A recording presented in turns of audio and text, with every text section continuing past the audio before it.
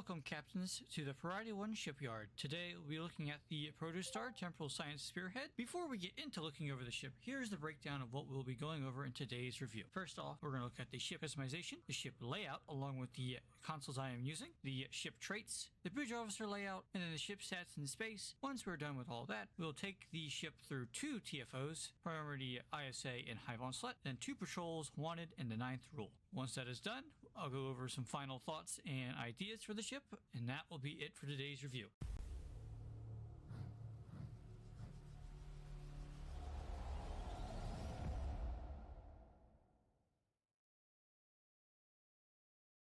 So first off, let's go ahead and head to the customization and take a look at our USS Protostar. So first off, we're going to walk good old over to the customization. Yes, the USS Protostar. The design in which they have implemented on this ship is absolutely amazing. The fact that you can see the detailing inside the bridge along with the side rooms you can see here. I can't zoom in very close, but you can see it nice and well detailed. There's only one template. The bridges are all, there's no crazy bridge for this. I do have the new Origin bridge, which looks absolutely exquisite for that, so it looks really good. Windows, we have the regular preset. We have the good old Protostar, Type 0, Type 1, Type 2, Type 3, Type 4, Type 5, the Galaxy, and the Type 6. We're going to keep it regular and keep with the Protostar. Then we will run through the materials. We have the Defiant, the Galaxy, Intrepid, the NX, NX Refit, the Protostar, which we'll be using, the Sovereign, Sovereign Refit, Type 0, Type 1, Type 2, Type 3, the Type 4, Type 5, Type 6, Type 7, Type 7A, Type 8, Type 8B, the upgrade, and the veteran you get from Lifetime. We're going to leave it on Protostar. You cannot change any of the styles. You can add patterns, though, if you so choose. Sadly, there's not many customizations you can do, but the ship still looks pretty good, and it is really a nice ship to have around. So we're going to hit apply. Next, we're going to go through the ship layout, the consoles in which I am using. So we're going to bring up the UI. So the USS Protostar, the Protostar Temporal Science Spearhead, is a 4-3 layout. It has a deflector, secondary deflector, impulse, warp, and shields. By default, it comes with 3 device slots, no universal consoles. Engineering, you get 4, 5 science, and 2 tech. But with it being upgraded to a T6X2, you get 5 device slots in total and 2 universal consoles on top of your regular stuff. So at first, we'll go through the weapons, since that's everyone's favorite thing to talk about. We have the Pro-Length Engagement Photon Torpedo, basically just giving us the targeting arc of 180 degrees due to the fact that this is a Merc Worker build. It has pieces on it which benefit after having different types of weapons. So being able to fire a weapon with armor synergy improves my beams every time I fire a torp. So it does make it very useful, and that having only a 90-degree targeting arc for torpedoes is very iffy with running a broadside build. Even though it's a science ship, I run it like I'm running a cruiser, so it is very different in that unique. I don't run it like everybody else does. For the next beam array, we're running the Terran Task Force phaser beam array, which you get from the reputation, the Terran Task Force. And then for the rest of these items, we are running the Protostar beam array. The proc on these is a 2.5% chance of adding 5 weapon, shield, engine, and aux power for 10 seconds, stacked 5 times. So if you're an engineer trying to max out your power levels, these weapons are very good for that. Along with, we're running the same thing on the aft, except we are running also the omnidirectional Protostar beam array, which you get from an event that has passed. I can't remember what its exact name, but you got a 3-piece set. You got the phaser beam array, the omnidirectional, the Protostar shield array, and the Protostar dual warp core, which improves your turn rate and sector space. So if you're looking to do such as Tour of the Galaxy, that set's really good for that. Device slots, we are using the Surplus, Frequency Transporter for Flagship, Kobayashi Maru, red matter capacitor, again for getting extra power levels, and the energy amplifier, which gives us bonus energy weapon damage.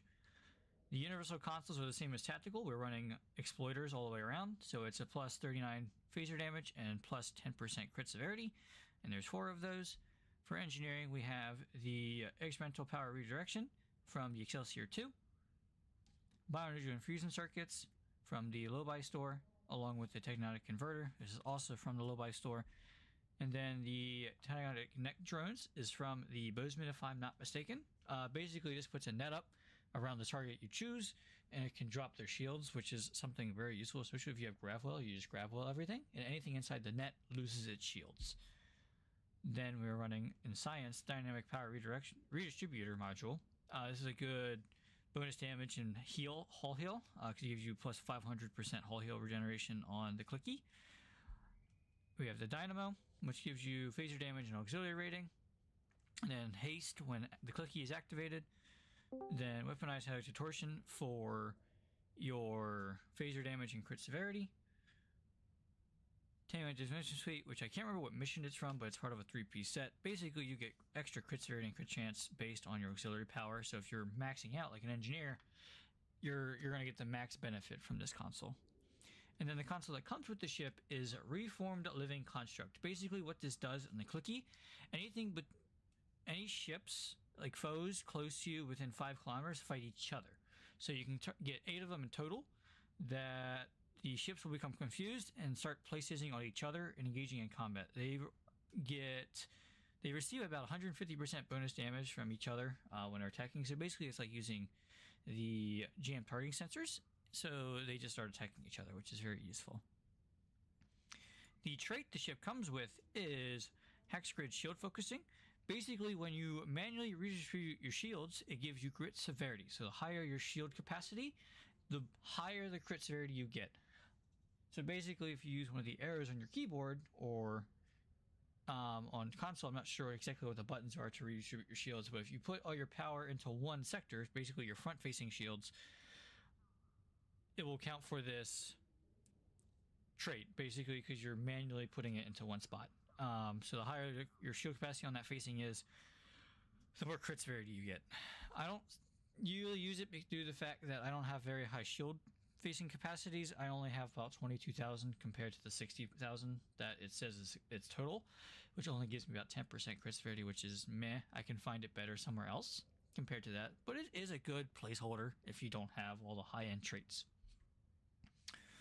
For the stations, it comes with a Lieutenant Universal Station. I have an engineer in here. A Lieutenant Commander Tactical Station. A Lieutenant Commander Engineering / Miracle Worker Station. Commander Science / Temporal Ops Station. And a Ensign Science Station. Basically, the goal I have for this vessel is I use the tractor beam to knock down their shields. I'm using carrier wave shield hacking. Basically, when I activate a tractor beam on the target, their shields get dropped for 5 seconds, which is very useful. I will show you that in just a second. We're using Firewall as our firing mode, since I cannot run intel abilities on this ship, which is very sad because I like intel a lot. We have Gravwell to help with the Titanic drones to drop shields again, get them all hooked up in one spot. Jam targeting sensors to help with Ox the Bat, which I will, again, that's a trait I'll show you. And then repulsors to get enemy targets away from us. And then we're also running mixed armor synergies because of the torpedo I mentioned. Having that arc helps fire that torpedo more often, which gives me my plus 40% bonus all damage for the other 3 types of weapons I use. If you go back to traits and we look at the Starship traits, because that's where everyone's going to look at, we are running Energy Weapon Cycle, which gives you firing cycle haste and less power weapon cost. The Best Diplomat. Energy Weapon Lancing. Thunder Run. Carrier Wave Shield Hacking, which is the thing where if you use a tractor beam or intel ability, it drops their shields for 5 seconds. And then the Probat, where if I use a jam sensors or any intel bridge officer abilities, I basically become invisible to the enemy, along with getting a bonus weapon damage. And then we have Heart of Soul, which anytime I use a Tap Pattern Beta or a Temporal Operative Buff ability, I get plus 10% firing cycle haste and plus 5% bonus phaser damage for 20 seconds. So overall, the ship is a very universal ship. You can kind of use it forever you want, but it's also knowing that it's a heavy science. So if you want this ship, it leans very heavily into science. Like, it's not a very heavy tactical vessel. It's not something you can really use. As far as I'm aware, you cannot put cannons on this ship. You can or the dual heavies. You can only put beams, regular cannons, and stuff like that. I don't think this ship's very good at running cannons anyway. I think it would be better just to run beams or run a science build, what we call space magic, and stuff like that. So with that being said, we'll go ahead and beam up, go to Sol System, and take a look at its stats. We are in Sol System, and as a lot of people know, the stats you get down on ground compared to in space are very different. So it is always good to go to space and check out the statistics of the vessel. So if you go to stats, the main ones we want to look at is defensive and offensive. So defense rating is 50. Its hull is 76,000. Hull repair rate's about 105% a minute. The shield facings are 22,000 apiece, with a 2,000 shield regeneration every 6 seconds. Its resistance is about 29% in all areas, which is pretty good for a ship like this. It's not exactly a tank. It's more like they're used more like gas cannons and stuff like that. So it's pretty good. For the attack, we got about 49 accuracy rating, a 35% crit chance, and a 272 crit severity, which is really good. Because if you can get crit chance to practically happen all the time, your crit severity, the higher that number is, the higher the amount of damage your weapon does when it critically hits the target. For movement, inertia is 45, flight speed is 45, and turn rate is 5.7 degrees a second, which is not terrible. It's not a cruiser or a dreadnought where it takes so long to turn. It's a Spearhead. It's a science ship, so it can go pretty quick even without consoles boosting it. But we do run, I think, some items that kind of boost power levels, such as the impulse engine being the inertia impulse engines with overcharge. Anytime I activate a fire ability, such as torp spread or fire at will, it triggers that, and I get bonus flight speed and turn rate, which makes it much better. So with that being said, we're going to jump into our TFO, and we're going to see if we can get into either Infected Conduit or Hive Onslaught. Both are really good. Infected Conduit shows its DPS, like, not DPS, but how well it can do killing enemies as fast as you can, while Hive Onslaught is a good way to go test how tanky the ship can be while doing damage. So if you can do Hive Onslaught without dying, and you still can do enough damage to be done quickly, that shows the ship is capable of handling intense situations to where, hey, I'm by myself in an area, and enemies are just surrounding me, and I can tank it all and still kill them all. So it's a good plus. If you guys have any thoughts about what ship we should look at next, please put them in the comments below. I'd be more than happy to look at them, and we can go through and look at different ships, such as the Constitution 3, maybe the Gorn ships, Excelsior 2, stuff like that. Ships that not a lot of people have done builds on, or are a little outdated, and stuff has been released that could improve it or make it look better. So again, just mention something in chat, and we'll see if we can figure that out. So I am going to take us to sector space, and we're going to go for a little joyride, because it's all about that speed. Need to go faster, especially for Tour of the Galaxy. This ship is really good for Tour of the Galaxy. So we're going to go ahead and switch to the speed loadout, which just you wait until you see what it does. So if we go to the map, we're going to go all the way down here to this nebula, and we're going to activate Proto Warp. And I don't know about you, but this looks absolutely beautiful. The rainbow. Oh, and there's Infected Conduit. But you can just see how fast this thing goes. 190 transwarp. That is insane. So if you're running Tour of the Galaxy, this ship is for you. And then look at the turn rate. Like, it's insane. Oh, there goes a loading screen. But Tour of the Galaxy for this thing would be fantastic. You would be done in no time. We need to switch back to the loadout that has the weapons we need. Please tell me my duty officers are still on board. Nope. I don't know why it keeps doing that. Please make sure your duty officers are not getting undone, ladies and gentlemen. It's important that you make sure that they aren't. So what we're going to do is the simulator, we're going to fire grab well, and then we're going to activate the net drones because it's going to make it nuts and crazy. It's going to be fantastic, ladies and gentlemen and fellow captains. Here we go. Time to go Luxembourg.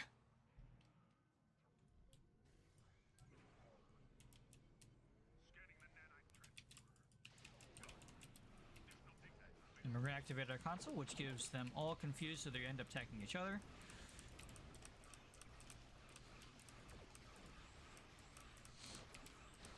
And they all should end up getting grav-welled into here. And look at that, they're all dead.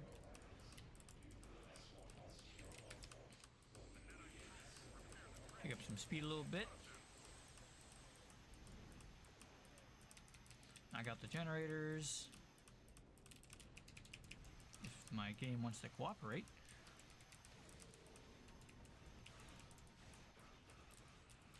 Increase power levels to its max because I'm an engineer.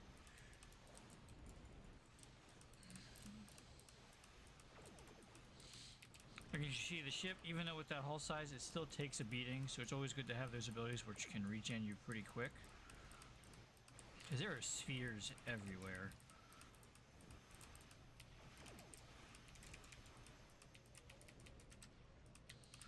Get this ship turned around. Alright, off to the next one. We're going to save our net drones for when the cube comes in, since it's no longer a tech cube. Try and take out these spheres before I get too indulged.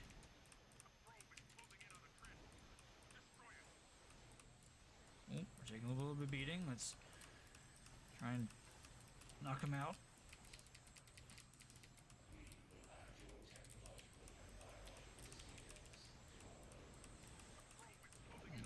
Okay. Transformers down.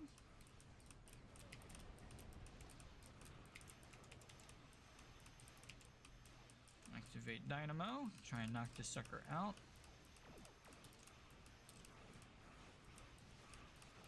Throw chiller polarity because it's munching on our health. It's taking a beating.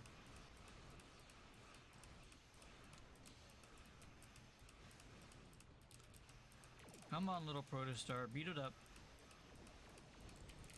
Alright, now it's time for Mr. Cube. And we're gonna fire our net, knock those shields off. Ooh, something just hit us. That hurt. It does not like us at all.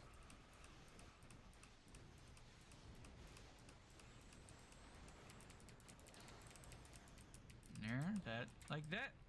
Done and done. So as you can see in that first run, it's not exactly the greatest tank. It can get munched on pretty quick. So it is, something you need to watch is your health. With that, we're going to queue up for the next one. I have onslaught. Yes, we know the conduit's been destroyed. Let's go ahead and leave the system. We'll warp.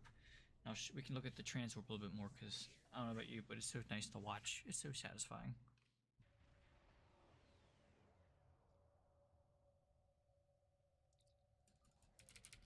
Alright, full of that. Activate that. It is a temporal, so it does have the temporal stuff in here, like defensive configuration and stuff like that. So I don't really use it all that much because it's not something I pay attention to enough to make sure I click it. I'm more like my clickies and stuff like that. And having repulsors is nice because, especially when cubes and stuff start surrounding you, you can just push them away. Especially the new ones where they self-destruct. Those things are nasty. So alright, 4 seconds. Activate that. Gravwell, activate that, and then confuse them all. Because we're about to get smacked, because we're probably the one doing all the damage. Yep, there it is.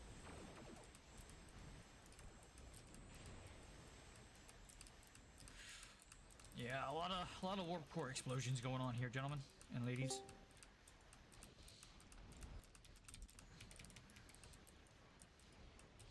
Evasive maneuvers. Let's get moving a little bit. Kind of focus this cube down. See, holy moly, we're getting shot. And we died. See what killed us. Yeah, those torps, those plasma torpedoes are absolutely a nightmare. Especially with a little ship like this. Let's get back in there. Let's go beat him up. Revenge! Ravwell.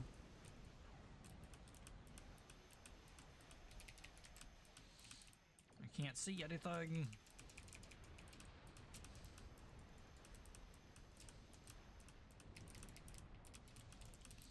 And the nice net field drops their shields down, so it's easier for my torps to go through and knock them out. Much easier, much easier. Let's up the power.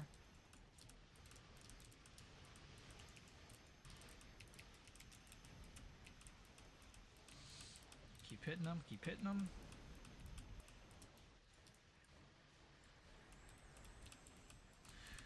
Get them all confused. Here we go, last portion. And I died again from a warp core breach. See, that's a nasty warp core breach. 126,000 damage. I was stuck in a cutscene. Ay, ay, ay. Come on, little Protostar, pick up the speed.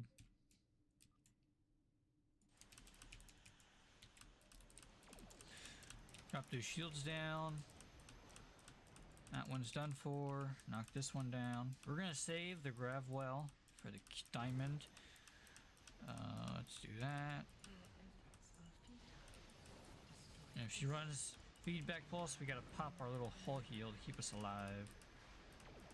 Which I'm not sure if she's going to or not. Let's go ahead and pop the shield hacker.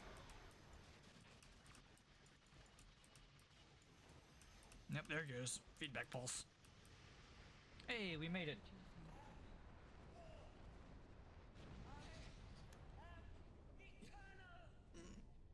No, you're not. Stop lying to us. It is the end. She's lying to us. Okay. Alright. So not a terrible run. As I said, this TFO is really good for showing how well you can tank damage because it's a lot of warp core explosions and a lot of stuff going on. And as you saw, we died twice because of a warp core explosion and a torpedo hit us. So it is a nasty place to be, people. So we're going to head and warp out. We'll run our 2 patrols, and that will be almost or about it for our review of the Protostar. So back to Sol System we go.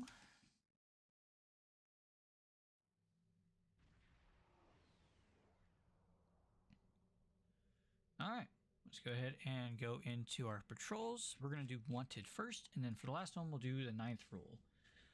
For those of you who don't know, doing the 9th rule in Wanted on Advanced is the 2 fastest ways of getting a ship mastery done, basically to get the traits of the ship. So T6 ships come with those traits, and it's the fastest way to get them done. So, a little fun fact of the day. Alright, come here, you Kazon. You make me mad. Voyager's had enough of your nonsense.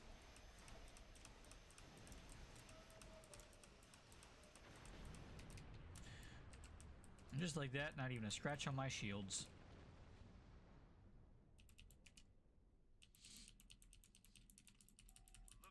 And we're going to do something very fun. Gravwell.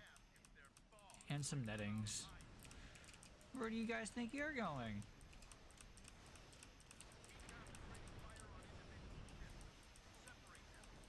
Where do you think you're running off to? You're not getting out of this Gravwell. I think you are. I think you are. Let's up the power levels, get them maxed out.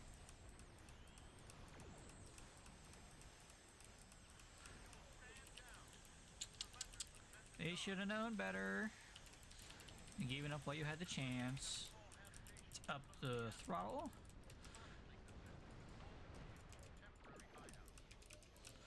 Yeah, those torpedoes are nasty if you can get their shields down quick enough.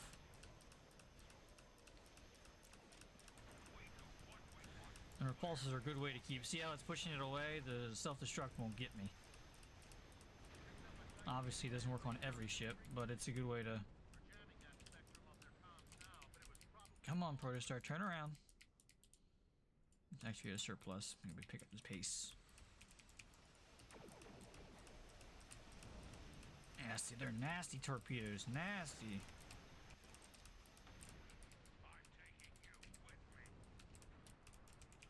No, you're not. Say goodbye to your shields. And they're fighting each other. How satisfying.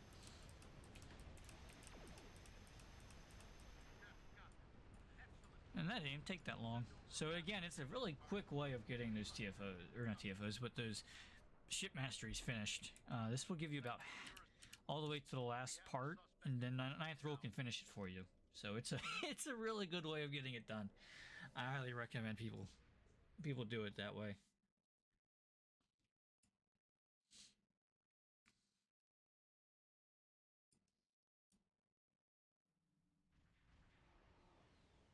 All right, we're going to do ninth roll, and then that will be it for our Starship review of the day, ladies and gentlemen. So patrols, hang on, discovery, and a ninth roll.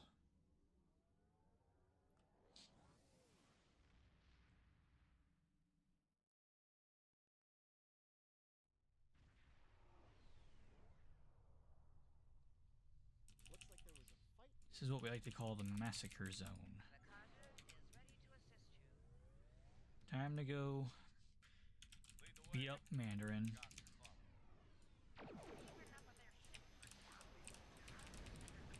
Oh, I love salvage. Thank you.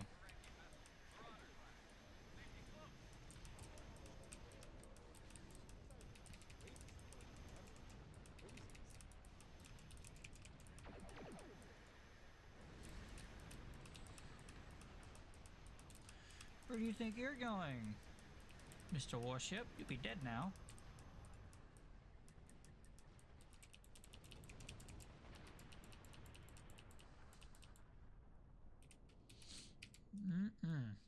Never learn, do they?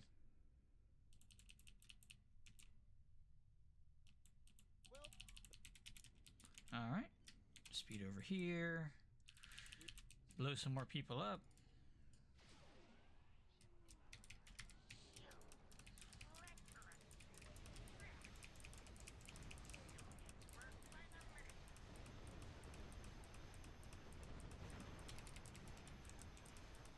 Just about dead. There it goes. That net and that Gravwell are a nasty pair.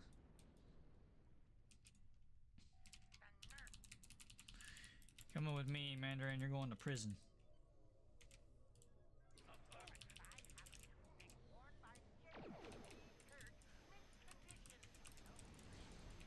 One Gravwell. Ah, crap, it's my key. They're gonna... Oh, the Mokai. I'm sorry, not my key. I don't know why I said that. And there goes the impulse burst. I hate that.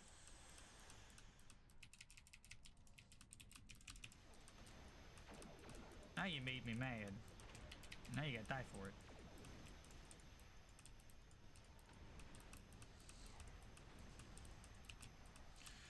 You're gonna pay for that.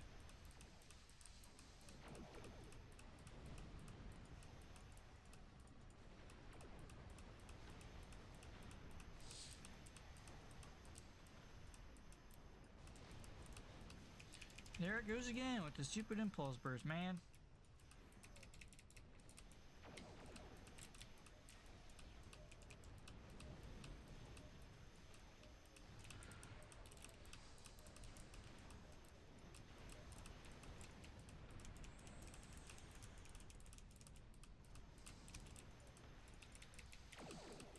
I don't even know how to negate that stuff. That's annoying. Please fire. Ah, now you can fight each other.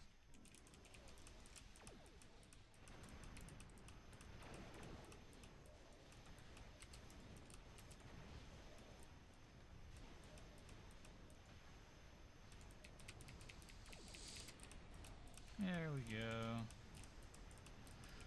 Got a little net up.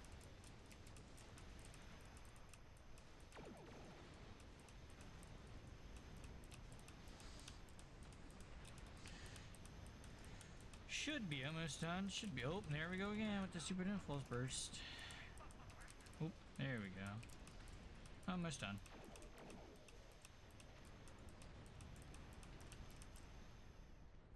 Phew-wee, look at those items. If that's not a massacre, I don't know what is. Alright, apologize for my spamming F sound if that's what you're hearing, but I'm trying to pick up all these items because free stuff. We love free stuff around here. Like, I mean, look at this. It's crazy.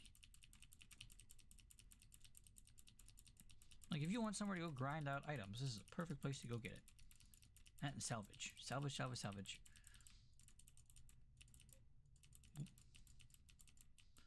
Alright. Answer hail and depart the system.